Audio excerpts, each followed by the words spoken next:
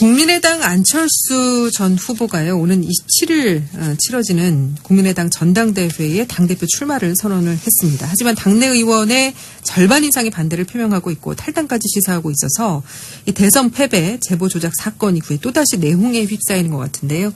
자유한국당과 바른정당은 또 당대표들의 행보에 대해서 반발 기류가 또 거세지는 분위기라고 합니다. 오늘 이슈 상담소에서 야당 상황을 좀 살펴보겠습니다. 최순애 시사평론가 나오셨습니다. 어서 오십시오. 네, 안녕하세요. 예, 안녕하십니까. 지지난주에 이슈 상담소 첫 방송 나가시고 주위에서 반응이 어떠셨어요? 더 잘하라고 예. 격려해 주셨습니다. 격려 응원을 보내주셨군요. 네, 예. 네. 자, 본론으로 들어가서요. 네. 국민의당 안철수 전 대표가 당대표 출마를 공식화했습니다. 어떻게 보셨습니까? 좀 일정 정도 예견된 행보인 거죠. 예. 31일 날 검찰에서 이제 그 제보 조작 사건에 대해서 그 윗선의 조직적 개입이 없었다라고 이제 말하자면 정리를 해 주니까 네. 그 즉시로 이제 8월 이제 1일, 2일, 3일 연속 행보를 보이면서 그러니까 대표 당의 의원들을 만나고 예. 의견 청취를 들었다고는 하는데 저는 사실은 뭐 이렇게 출마의 불가피성을 얘기한 거 아니었을까 그런 뭐 생각이 좀 들어요. 그렇죠. 출마를 안 할 거면 굳이 뭐 사람들 네. 만날 이유가 없죠. 그냥 네. 가만히 그냥 뭐 보도자료 한 장만 내면 되니까 네. 출마하지 네. 않겠다고. 네. 근데 이제 사실 뭐 대선 패배 이후에 제보 조작 그 사건까지 악재가 겹치면서 국민의당이 제3당으로서의 입지가 좀 많이 흔들렸잖아요. 그래서 이번 전당대회가 사실 흥행이 돼야 되기 때문에 안철수 전 후보가 출마를 해야 된다. 이런 의견들도 당내에서 많았던 것 같더라고요. 지금 국민의당으로서 보면은 되게 지금 사면초가 예. 상황이라고 할 수 있어요. 일단은 이제 대선을 이제 안철수 후보 자신은 이제 3등으로 패배를 한 거고 예. 또 이제 대선 끝나고 2달여 만에 이제 제보 조작 사건이 터지고 또 그럼으로써 지금 지지 기반인 호남 이제 호남에서 이제 당의 지지율이 현격하게 떨어져 지금 4% 정도고 전체 4% 호남에서는 4%가 채 안 되고 있어요. 그런데다가 이제 당의 그 의원들의 어떤 잦은 실언 예. 뭐 이런 것들로 인해서 지지 기반인 호남에서의 민심 위반이 크기 때문에 그리고 또 이제 호남의 바닥 민심은 그 국민의당의 그 호남 출신 의원들이 앞으로 민주당으로 돌아가지 않겠냐 이렇게 예상을 많이 하고 있대요. 그러니까 그 민심 위반이 이제 피부로 느껴지는 상태에서 또 이제 그 당권에 도전하겠다는 유력 의원들조차도 예. 안철수 후보가 주창하는 어떤 중도 노선이나 다당제의 어떤 구현의 모습에서 좀 벗어난 행보를 하고 있으니 아마 안철수 전 대표 입장에서는 창업주 내지는 대주주인데 그렇죠. 이 당이 어디로 갈 것이냐 내지는 상당한 위기감 내지는 어떤 그런 거를 느꼈을 것 같아요. 그래서 이제 당대표 출마 선언을 전격적으로 하지 않았을까 싶고 또 그 내부에는 일단 당을 살리고 당을 생존시키겠다는 게 명분이긴 하지만 그 내부에는 어쨌든 본인도 정치인이니까 주도권을 쥐겠다. 이제 지방선거를 앞두고 공천권 등을 이제 행사하면서 주도권을 쥐겠다는 또 내부의 어떤 정치적인 어떤 목적도 있지 않을까 하는 생각이 듭니다. 네. 그러니까 안철수 전 대표가 극중주의, 레디컬 센트리즘 이거를 지금 내세웠는데 이제 이거는 앞서서 천정배 의원이 저희 방송 인터뷰에서 이 얘기를 먼저 한 적이 있어요. 그러니까 지금 국민의당 내에서 이 극중주의에 대한 이야기가 지금 많이 나오고 있고 안철수 전 대표가 이걸 이제 차용을 한 것 같은데 그 내년 지방선거를 앞두고 극중주의 행보 호남 지역에서 더 반발을 살 수 있지 않을까요?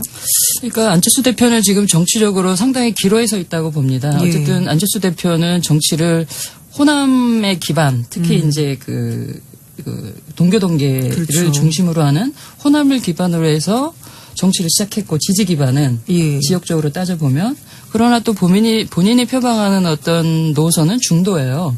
중도란 말이 뭐 불법에서는 상당히 이제 우리가 가야 될 길이긴 하지만 정치적으로는 상당히 어떤 뭐 이쪽도 아니고 저쪽도 아니고 되게 기회주의적인 모습으로 볼 수도 있는 측면이 있잖아요. 그러니까 불교에서의 중도는 사실 양쪽을 아우른다는 그렇죠. 의미인데 이제 정치에서는 좀 조금 현실에서는 현실 정치는 좀 다르죠. 실현하고 행동하기 상당히 그렇죠. 좀 어려우고 애매모호한 그런 공격을 받기 딱 좋은 지점이긴 한데 어쨌든 그것이 좀 상충하는 지점이 좀 있었었고 또 호남 중심의 기반의 정치를 하다 보니 안 대표로서는 중도를 내걸고 확장하기에 상당히 제한적인 거예요. 그러다 보니 이제 어떤 모순에 부딪히고 본인이 이제 저는 이제 안철수 전 대표의 DNA는 사실 보수가 아닐까 싶어요. 아, 그래요? DNA 인자는 뭐 제가 검수예요? 아니 뭐 이렇게 어떤 면에서 그렇게 보셨어요? 어쨌든 안철수 전 대표가 밖으로 보여주는 어떤 성정이나 이런 스타일이 어떤 그렇게 뭐 어떤 극단 꼭 극단이 뭐 좌우의 어떤 극단을 걷지 않는 어떤 성정으로 보이고 스타일도 그렇고 어차피 우리가 정치인은 언론이라는 창을 통해서 본다 그러면 그 정치인의 어떤 말과 행동 이런 것 자체가 그렇게 극단적으로 보이지는 않잖아요. 그렇게 과격해 보이지도 않고 또 표현 자체도 좀 온화하고 뭐 그렇게 보이는 측면이 좀 있고 그리고 본인이 어쨌든 정치를 호남으로 하면서도 중도를 내걸었다는 거는 상당히 좀 어려운 선택을 저는 한 거라고 보거든요. 처음부터 정치를 예를 들면 보수당으로 갔다거나 또 아니면 본인이 또 민주당에서 어쨌든 버티면서 뭐 어쨌든 저기 당권도 지고 대선 후보 자격을 획득했다면 이렇게 하지는 않았을 텐데 어쨌든 뭐 그런 어떤 치열함이 아직은 내재되어 있는 것 같지도 않고 뭐 이게 뭐 좋게 표현하면 이제 그런 거지만 또 나쁘게 표현하면 되게 이제 그걸 견디지 못했다고 비난할 수는 있겠지만 어쨌든 우리 정치에서 어쨌든 가보지 않은 다당제에 어쨌든 촉발을 시킨 어떤 긍정적인 포인트도 저는 의미는 있다고 보거든요. 뭐 이제 그런 면에서 안철수 후보는 어쨌든 간에 호남을 기반으로 하는 어떤 본인의 정치 세력의 확장에는 한계를 느꼈을 것 같다. 그래서 이번에 어쨌든 비난에도 무릅쓰고 조기 복귀를 하면서 지방선거에 아마 정말 자기 정치 인생을 다 걸고 승부를 건 거 아닐까. 만약에 지방선거에 패배한다거나 본인이 어떤 이제 뭐 바른정당하고의 뭐 정책적 연대도 시사를 좀 했잖아요. 이제 그런 부분이 성공하지 못한다 그러면 본인은 아마 정치 생명 내지는 뭐 정치 길에 정치 앞으로 가는 행보에 심한 타격을 받을 거라는 생각을 합니다. 근데 지금 당 분열 상황은 분열 상황이고 이제 안철수 후보가 출마를 하면 당선이 되는 건 뭐 거의 확실시하다면서요? 네, 그거는 이제 뭐 기존에 당권 도전을 출마한 의원 측에서도 뭐 안철수 전 대표가 나오면 되긴 될 거다. 그러니까 정동영, 천정배 의원이 지금 출마를 한 상황이죠. 네, 김한길 의원도 타진하고 있다는 얘기가 들리고. 근데 뭐 안철수 전 대표 나오는 바람에 안 나오겠다 또 이렇게 얘기를 했다고 하더라고요. 김한길 전 대표 같은 경우는. 뭐 그거는 충분히 그럴 가능성이 있고 천정배 의원은 그럼에도 불구하고 완주를 하겠다고 얘기를 한 상태예요. 어제 시점에서. 그래서 아마 상당한 이제 변화가 있을 것 같고 안철수 전 대표가 출마를 선언함으로써 이제 국민의당은 이제 안철수 대표가 되는 거는 뭐 확실하고 어차피 이번에 그러니까 경선 룰도 100% 당원 선거예요. 뭐 20% 내지는 30%의 어떤 여론조사가 반영되는 게 아니고 100% 당원 선거고. 아, 그렇습니까? 그리고 또 하나 특이한 점은 이제 결선 투표를 하겠다. 한 후보가 50% 이상을 얻지 못하면 1등과 2등이 이제 일주일 뒤에 다시 이제 결선을 하는. 결선 투표를 하는군요. 근데 그런 이제 어떤 선거 룰이기 때문에 안철수 대표가 아마 출마를 이렇게 타진했을 때는 그런 가능성이 있으니까 뭐 뛰어들지 않았을까 싶어요. 근데 이제 당내 의원 절반이 지금 안철수 후보의 당대표 출마를 반대를 하고 있고 12명이 뭐 반대 성명까지 냈고 동교동계를 비롯한 일부 의원들의 탈당 가능성 지금 조금 전에 말씀하셨는데 오히려 전대가 당을 분열시키는 결과를 초래하진 않을까요? 당장은 이제 탈당이나 당장의 분열은 없을 것 같아요. 일단 말씀하시는 그 동교동계 그러니까 의원들은 일단 전직 의원들이고 고문단 내지는 원로들이라고 볼 수 있겠고요. 물론 이제 뭐 저기 현역 의원들이나 이런 분들이 없는 건 아니지만 근데 이분들이 당장 탈당한다고 해서 민주당으로 갈 것이냐 그러기도 전 쉽지는 않다고 봐요. 민주당에서야 뭐 굳이 뭐 국민의당 의원들이나 국민의당 관계자를 뭐 지금 오라고 할 굳이 필요도 없는 상태에서 나가봐야 제가 볼 때는 굳이 모양이 좋지도 않고 심지어 뭐 쉽게 표현하면 갈 곳도 마땅하지 않을 수도 있고 그리고 현역 의원들조차도 그 현역 의원들에는 비례대표가 많이 속해 있거든요. 국민의당 40명 중에 비례대표가 13명이에요. 이분들은 스스로 탈당하면 비례대표 자격을 박탈당해서 의원직을 유지할 수가 없어요. 그리고 호남이 지금 벌써 전남, 전북, 광주에서 호남 의원이 지금 그러니까 23명, 예. 23명이니까 예. 이분들도 지금 당장 나가서 뭐 민주당으로 가겠다.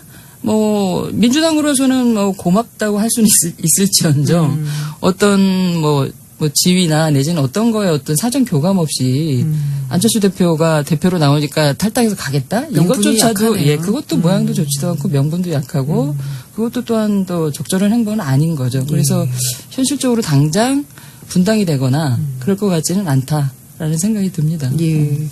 이렇게 반대 여론 때문에 안철수 후보가 당대표 출마를 다시 철회할 일은 없다고 봐야죠. 뭐 축구에서 왜 자살골이라는 거 있지 않습니까? 예, 자살골의 비밀을. 예. 뭐 그렇게 하겠습니까? 예. 어제 이게 이제 출마 선언을 했는데 뭐 저는 그럴 일은 없을 거라고 예측을 하고 뭐 예. 자, 자유한국당 얘기를 좀 해보죠. 오늘 이제 일부에서 최혜범 혁신위원장과 이야기를 나눴는데요. 어떻게 들으셨어요?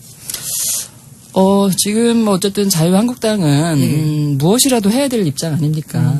뭐 가만히 있는 게 오히려 가장 나쁜 거고 네. 무엇이라도 해야 되는데 그렇죠. 예, 그것은 이제 과연 잘하고 있느냐라는 인 거고 잘해서 당원들과 국민들의 기대에 부응을 하냐. 그래서 다시 이제 과거의 어떤 말하자면 세련된 보수의 역할, 예. 국민으로부터 사랑받고 숙권 가능성 있는 보수 정당을 재건할 수 있느냐인 거잖아요. 그렇죠. 그래서 이제 겨우 이제 기조를 발표했다고 보고 예.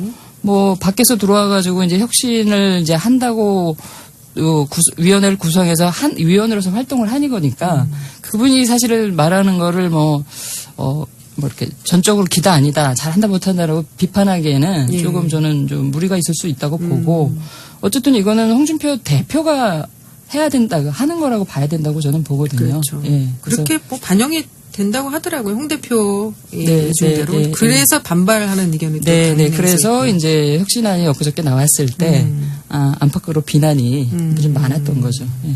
자유한국당의 혁신 방향 점수로 매긴다면 몇 점 정도 주시겠습니까? 저는 이제 이렇게 혁신, 물론 이제 이게 기조고, 예. 아직은 이게 혁신안이다. 그래서 완결된 거는 아니지만, 이렇게 나올 수밖에 없던 어떤 씨앗은 이미 홍준표 대표가 뿌려놨다. 그래서 이제 그 조건은 그러면서도 조건은 이제 예를 들면 뭡니까? 그 유석준 위원장 임명했을 때부터 말들이 많았잖아요. 예. 이제 이런 분들을 혁신안을 앉혀놓고 그럼 이런 조건 속에서 어떤 혁신안이 나올 거냐는 거는 사실은 예측이 되는데 그럴 수밖에 없는 분위기가 또 뭐가 있냐면 예. 지금 한국당에는 이제 없는 게 참 많아요. 뭐 예를 들면 뭡니까? 당원들이 지적하는 부분이 뭐냐면 일단은 왜 의원들 목소리가 없냐. 국회의원들 뭐 하느냐. 이 당이 지금 이 상태인데 스스로 나서서 혁신하지 않고 스스로 나서서 왜 이렇게 탈피하려고 하지 않냐. 이런 노력이 없냐. 예. 목소리가 없다. 그러니까 물론 그거 목소리가 없다는 얘기는 이제 사람이 안 보인다는 거죠. 예. 그리고 무슨 혁신을 한다는데 왜 감동을 주는 어떤 느낌도 없냐. 감동도 없냐. 예. 뭐 이런 얘기고 그런 상황에서 혁신안이 딱 나와보니까 이거 답이 없네? 그 답도 없다. 이렇게 나오는 거예요. 그래서 오로지 지금은 홍준표 대표밖에 없다라고 예. 이렇게 비난하는 수위가 좀 높은데 예. 어쨌든 이제 시작이고 초반이라고 보면 아까 제가 조건 말씀드렸지만 조건이 어쨌든 나쁘더라도 결론은 또 뭐 좋게 맺을 수 있는 거니까 앞으로 더 분발하고 제대로 된 혁신안이 좀 나가길 바라는 예. 마음입니다. 지금 자유한국당하고 바른정당이 이제 보수 진영에서 사실 뭐 경쟁을 벌이고 있다고 봐야 되는데 요즘 그 바른정당 김무성 전 대표하고요. 자유한국당 정진석 의원 사이에서 비문 빅텐트 얘기가 또 나온다고 하더라고요. 네, 그거는 이미 지난 대선 때도 물밑에서 나왔었잖아요. 한참 거론됐던 얘기예요. 워낙 이제 보수 진영에서 이번 대선 자체를 이제 기울어진 운동장에서 치러야 하니까 그리고 당시에 이제 문재인 후보와 1대1 구도를 만들어야만 좀 승산이 있다라고 봤기 때문에 예. 이제 바른정당 그다음에 국민의당 그리고 더 나아가서 이제 한국당까지 예. 연대를 해서 1대1 구도를 만들자 이런 물밑에 움직임이 있었고 그럴 나름대로 계획도 있었던 것 같아요. 예. 그러나 이제 그거를 이제 이렇게 꿰매할 어떤 또 후보들 말고 또 이렇게 주변인들이 있어야 되잖아요. 예. 뭐 말씀하신 대로 김무성 의원님이나 김무성 의원이나 뭐 이쪽에 국민의당은 박지원 의원 같은 경우 이런 중진들이 좀 나서서 그런 좀 여건을 만들고 이렇게 꿰매야 되는데 어떤 뭐 정확한 상황은 모르겠지만 그게 잘 진행이 안 돼서 예. 결국은 각자 출마하게 된 거잖아요. 뭐 그렇게 돼서 이제 결국은 이제 보수가 재집권을 이제 못한 거고 예. 어쨌든 뭐 대선 결과가 이렇게 된 건데 그렇더라도 어쨌든 향후 정치라는 건 계속 생물처럼 움직이고 또 지금 집권 여당의 어떤 독주 아닌 독주 물론 시기적으로 그럴 시기긴 하지만 예. 견제해야 되고 또 정책은 야당에서 뭐 비판하고 야당은 또 정책 대안을 내야 되니까 그런 걸 위해서라도 연대는 좀 필요하니 예. 지금 과거의 어떤 그런 어떤 씨를 좀 살려서 씨앗을 살려서 좀 연대를 해보자 이런 움직임이 좀 있는 것 같습니다. 예. 예. 그리고 바른정당이요. 그 이해훈 당대표 체제에 대해서 불만을 품은 인사들이 많은 것 같더라고요. 그러니까 최근에 당직 사퇴가 잇따르고 있는데 이거는 이유가 어디에 있다고 보세요? 저도 이제 그게 궁금해서 예. 이제 당 출입하는 기자들한테 물어봤어요. 예. 왜 그런 거냐. 예. 근데 이제 워낙 또 바른정당도 비록 소수 그러니까 의원이 20명 비록 예. 소수이긴 하나 좀 이렇게 결이 다른 이제 이게 많다고 해요. 그러니까 그래서 구성원들 자체가 이제 굳이 이제 쉽게 하면 이 약간 이제 어떤 김무성 그 의원 쪽 그렇죠. 중심으로 예. 이렇게 좀 약간 좀 쉽게 표현하면 친한 의원들이 좀 있고 예. 유승민 전 후보 중심으로 좀 친한 김무성계, 유승민계. 예, 말하자면 이제 그런 게 예, 있고 예. 그리고 또 이제 또 이해훈 대표 자체의 어떤 리더십 이런 부분도 이제 지금 뭐 드러나는 것 같고 예. 이제 뭐 그런 상태에서 이제 더 어려우면 사람이 여유가 있으면 덜 부딪히지 않습니까? 비유를 하자면. 근데 예. 이제 아무래도 지금 뭐 겨우 딱 20명을 채운 상태에서 지난번에 한 12명 탈당하고 네네.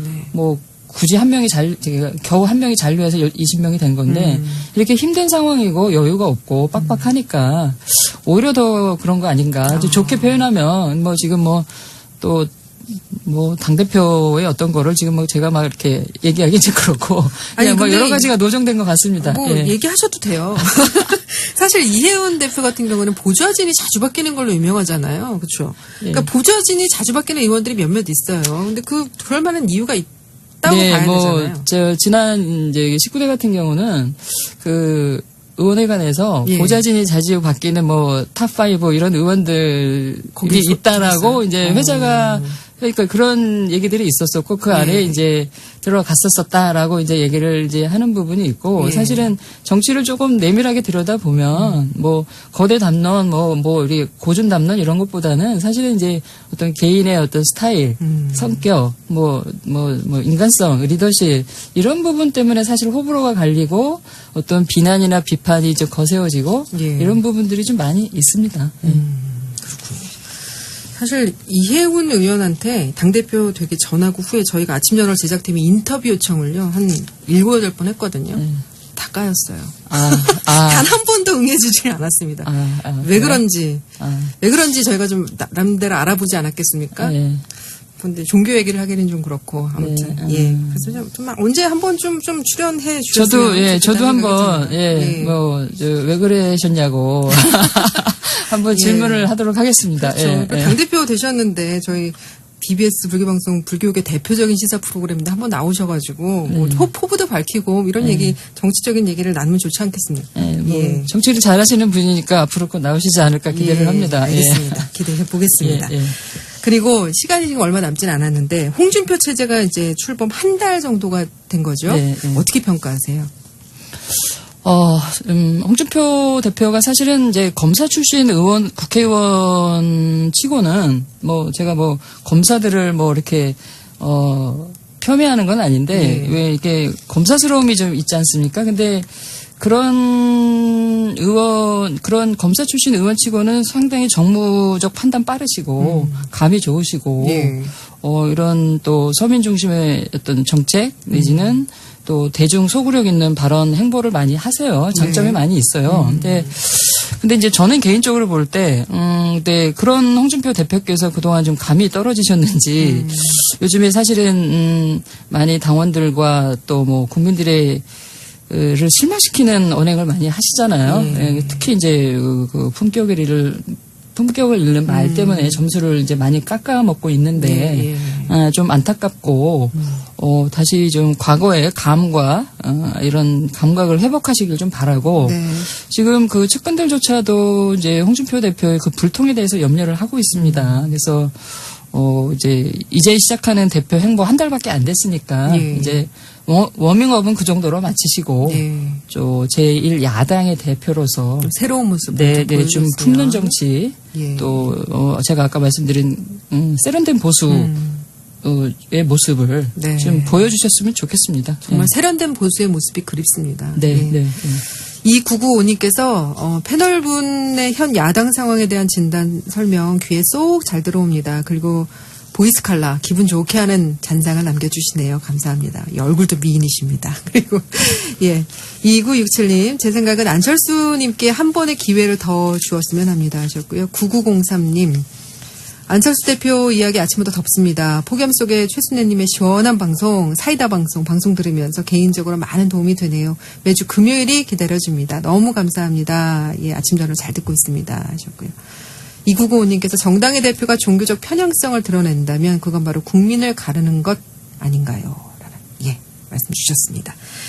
이슈 상담소 오늘 여기서 마무리를 해야 되겠습니다. 지금까지 최순애 시사평론가였습니다. 말씀 고맙습니다. 감사합니다.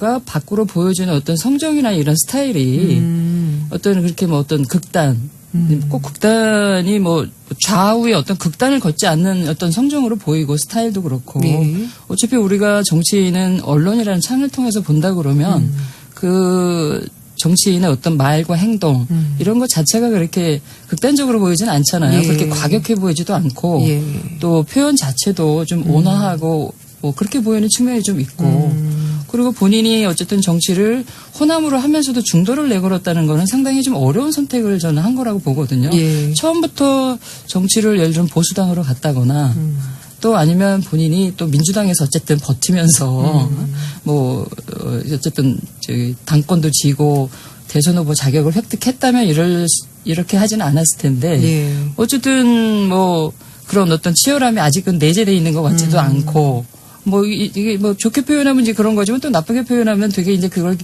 견디지 못했다고 비난할 수는 있겠지만 어쨌든 우리 정치에서 어쨌든 가보지 않은 다당제에 어쨌든 촉발을 시킨 어떤 긍정적인 포인트도 저는 의미는 있다고 보거든요. 이제 그런 면에서 안철수 후보는 어쨌든 간에 호남을 기반으로 하는 어떤 본인의 좀 들어요. 그렇죠. 출마를 안 할 거면 굳이 뭐 사람들 네. 만날 이유가 없죠. 그냥 가만히 그냥 뭐 보도자료 한 장만 내면 되니까 출마하지 않겠다고. 근데 이제 사실 뭐 대선 패배 이후에 제보 조작 그 사건까지 악재가 겹치면서 국민의당이 제3당으로서의 입지가 좀 많이 흔들렸잖아요. 그래서 이번 전당대회가 사실 흥행이 돼야 되기 때문에 안철수 전 후보가 출마를 해야 된다. 이런 의견들도 당내에서 많았던 것 같더라고요. 지금 국민의당으로서 보면은 되게 지금 사면초가 상황이라고 할 수 있어요. 일단은 이제 대선을 이제 안철수 후보 자신은 이제 3등으로 패배를 한 거고 또 이제 대선 끝나고 2달여 만에 이제 제보 조작 사건이 터지고 또 그럼으로써 지금 지지 기반인 호남에서 이제 당의 지지율이 현격하게 떨어져 지금 4% 정도고 전체 4%, 호남에서는 4%가 채 안 되고 있어요. 그런데다가 이제 당의 그 의원들의 어떤 잦은 실언 뭐 이런 것들로 인해서 지지 기반인 호남에서의 민심 위반이 크기 때문에 그리고 또 이제 호남의 바닥 민심은 그 국민의당의 그 호남 출신 의원들이 앞으로 민주당으로 돌아가지 않겠냐 이렇게 예상을 많이 하고 있대요. 그러니까 그 민심 위반이 이제 피부로 느껴지는 상태에서 또 이제 그 당권에 도전하겠다는 유력 의원들조차도 안철수 후보가 주창하는 어떤 중도 노선이나 다당제의 어떤 구현의 모습에서 좀 벗어난 행보를 하고 있으니 아마 안철수 전 대표 입장에서는 창업주 내지는 대주주인데 그렇죠. 이 당이 어디로 갈 것이냐 내지는 상당한 위기감 내지는 어떤 그런 거를 느꼈을 것 같아요. 그래서 이제 당대표 출마 선언을 전격적으로 하지 않았을까 싶고 또 그 내부에는 일단 당을 살리고 당을 생존시키겠다는 게 명분이긴 하지만 그 내부에는 어쨌든 본인도 정치인이니까 주도권을 쥐겠다. 이제 지방선거를 앞두고 공천권 등을 이제 행사하면서 주도권을 쥐겠다는 또 내부의 어떤 정치적인 어떤 목적도 있지 않을까 하는 생각이 듭니다. 네.